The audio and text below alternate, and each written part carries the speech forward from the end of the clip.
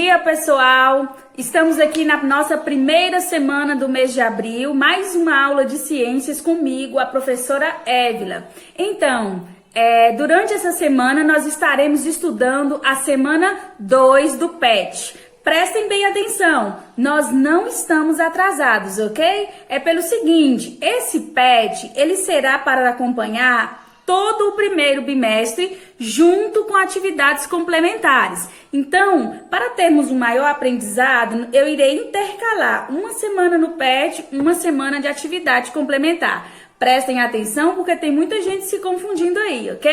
Então, vamos lá, pessoal. Durante esse PET, nós estamos recapitulando, revendo conteúdos do ano passado, certo? Para quê? Para termos um melhor aprendizado do conteúdo. Então, na explicação de hoje, vamos acompanhar aí e se liga aí no vídeo. Então, pessoal, hoje o tema da aula dessa semana é sobre organização celular. Para podermos entender melhor o conteúdo, eu vou dar uma voltadinha para vocês poderem entender, tá? Prestem bem atenção.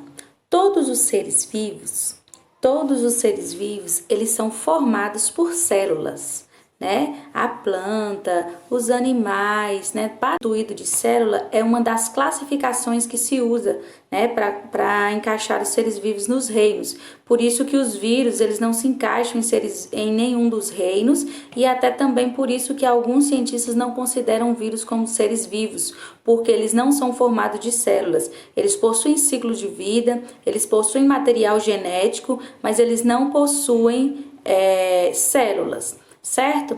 Então, vamos voltar um pouco para a gente poder entender, né? Todo corpo, todo indivíduo, né? Ele tem um organismo. O organismo nosso é o nosso corpo. O nosso organismo, ele é formado por sistema. É a união dos sistemas que vai dar forma e origem ao nosso organismo.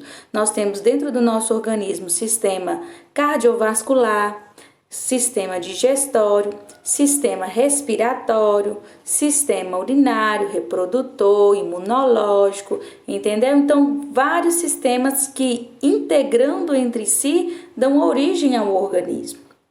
Esses sistemas que eu citei, cada um deles são formados por órgãos, e cada órgão ali se interagindo com os outros que vai dar funcionalidade a esses sistemas. Por exemplo, no sistema respiratório, nós temos pulmão, nós temos traqueia, fossas nasais, né? Então, esses aí são os órgãos do sistema respiratório. No sistema digestório, nós temos boca, esôfago, estômago, intestino delgado, intestino grosso, né? Que dão origem e a integração desses órgãos que fazem o sistema digestório funcionar. E assim é com todos os outros órgãos, os outros sistemas. Este órgão, ele também é constituído, né, por tecidos. Como nós podemos observar, né, a textura da nossa pele não é a mesma textura do nosso cabelo, não é a mesma textura dos nossos dentes de dentro da nossa boca, não é a mesma textura de dentro dos nossos olhos, porque cada um deles tem um tecido diferente, igual aos tecidos que a gente conhece, não é mesmo? O tecido jeans é diferente da viscose, que é diferente da lycra, que é diferente do algodão, né? Cada um deles tem uma textura diferente. Mas esses tecidos que eu citei, todos eles são formados pela união de linhas, não é isso? As linhas se unem ali e vai formar aquele tecido. No corpo humano também não é diferente. Cada tipo de tecido que forma o órgão, né? Por exemplo, o tecido que forma o fígado, o tecido que forma o coração, o tecido que forma a pele, né? Cada tecido, ele é formado pela união de células. O nosso corpo é formado por milhões de células, tá? Esse tipo de célula se une ali e vai dar origem àquele tecido, que dá origem àquele órgão, que dá origem aquele sistema, e todos os sistemas juntos vão dar origem ao nosso corpo, certo? Assim é com todos os seres vivos. Células, elas podem ser, né, dessa forma. Existem seres como nós que somos formados por muitas células, por isso somos chamados de multicelulares ou pluricelulares. Vocês irão ver quando vocês estão estudando ciências, nas duas palavras, ou multicelulares ou pluricelulares, que vem de plural, que significa muitas células. Mas nós temos seres vivos que são formados apenas por uma célula, como é o caso das bactérias, né? Eles são seres unicelular, né? Por que fala uni? Porque é apenas uma célula. Então vamos lá. A organização celular. A célula é a unidade funcional dos seres vivos. A célula é a unidade funcional e estrutural dos seres vivos.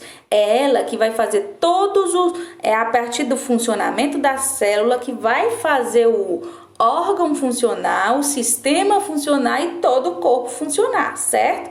É a partir das células. É tanto que quando a gente adoece, que entra uma bactéria ou um vírus, eles atingem as nossas células, né? E a partir dessa limitação das células que vai limitar órgãos e todo o organismo, entenderam? Então, ela é funcional e estrutural. Por que estrutural? Porque é ela que vai dar toda a forma do nosso corpo. É a união de várias células que vai dando forma ali ao tecido e a todo o nosso corpo, certo? Isso quer dizer que um organismo, para ser considerado vivo, ele deve conter no mínimo uma célula.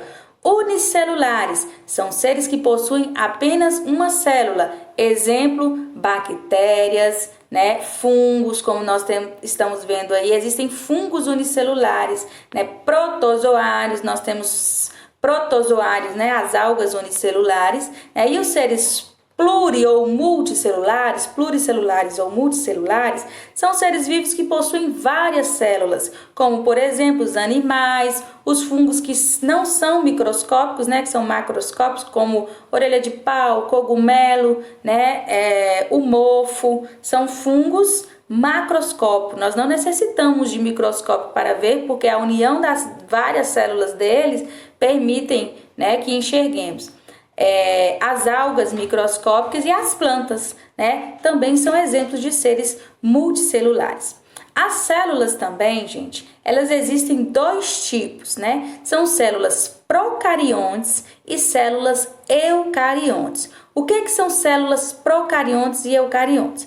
Toda célula, ela possui um núcleo, certo?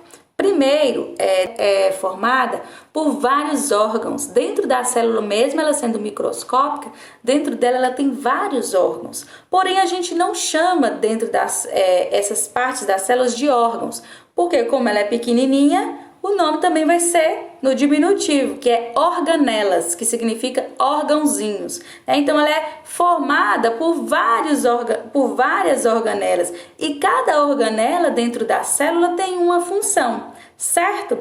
As células, né? O núcleo é onde está o material genético e ele que comanda a célula.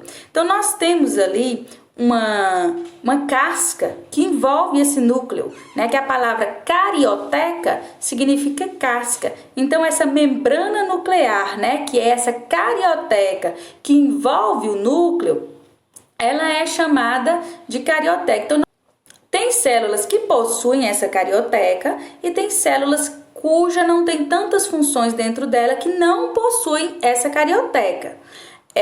As células que não possuem essa carioteca, o núcleo dela fica solto dentro dela, né? E prestem bem atenção, todas as células que são procariontes não possuem a carioteca, ou seja, possuem um núcleo solto e são células de seres unicelulares. Por quê? Porque como essas células não realizam tantas funções, essas células não dão conta de comandar um corpo grande. Então ela vai comandar, ela mesma já vai ser o ser, né? A célula já vai ser o ser, como é o caso das bactérias. As bactérias são procariontes. Então todo ser, prestem bem atenção, todo ser procarionte é unicelular, mas não significa que todo ser unicelular seja procarionte. Nós temos seres unicelulares que não são procariontes, certo? Mas todo procarionte é unicelular. Para vocês poderem entender aqui melhor, olhem aí esse desenho, certo? Nós temos aí essa linha lilás que está aí, ela é o núcleo. Esse núcleo, ele está solto dentro dessa casquinha que ela tem aí. Esse núcleo, ele tá solto aqui, ó. Aqui é a casca e isso aqui é o núcleo. Então, ele tá solto dentro da célula, né? Por isso que ela é chamada de célula procarionte. Aqui está mostrando um exemplo de uma célula procarionte unicelular, ok, gente? Então, vamos lá, dar continuidade. Passando aqui para frente, as células eucariontes são mais complexas, essas possuem carioteca, individualizando o núcleo, além de vários outros tipos de organelas, que é as que eu falei. Ela vai possuir núcleo, citoplasma e a membrana plasmática. Nós temos a membrana nuclear ou carioteca, que é a que envolve o núcleo, e a membrana plasmática, que é a que envolve a célula, certo?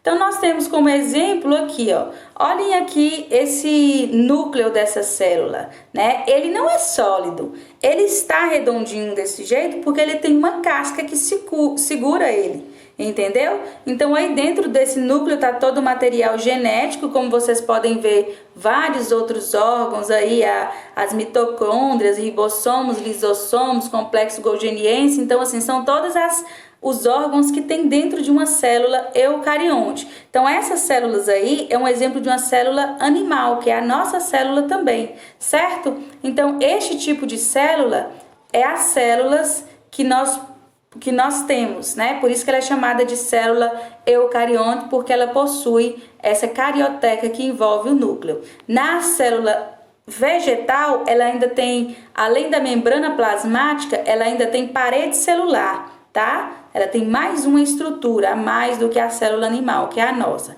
Então, nós vimos aí o núcleo da célula, mostrando aqui novamente, né? Como se fosse a carioteca aí, para vocês verem, de rosa. E o núcleo lá dentro, que é todo o DNA, o nosso material genético, e o material genético do ser, né? Que for a célula.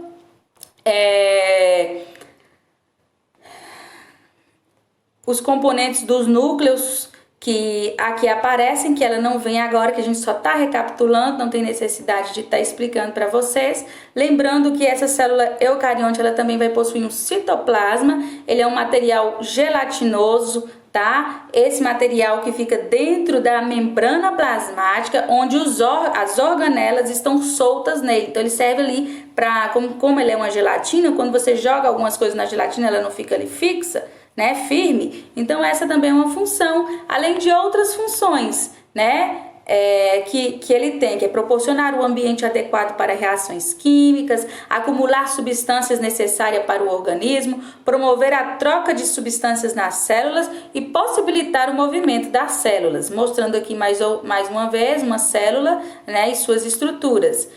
Denomina-se citoplasma a porção celular que engloba o citosol e as organelas citoplasmáticas. A membrana plasmática, que é essa aqui que vocês estão vendo, né, que é toda a casca, tá vendo ela aí em corte, tá? Mas ela é toda a casca que envolve a célula, tá ok?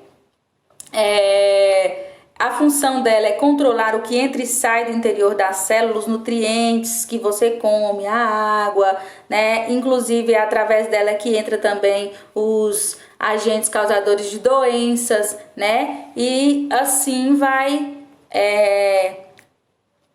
ela vai tomando esse controle, certo? Então, por hoje é só, tá, pessoal? Façam as atividades, acompanhem os outros vídeos que eu irei postar, tá? Para que vocês possam resolver e não esqueça de mandar a foto da sua atividade. Tchau e até a próxima!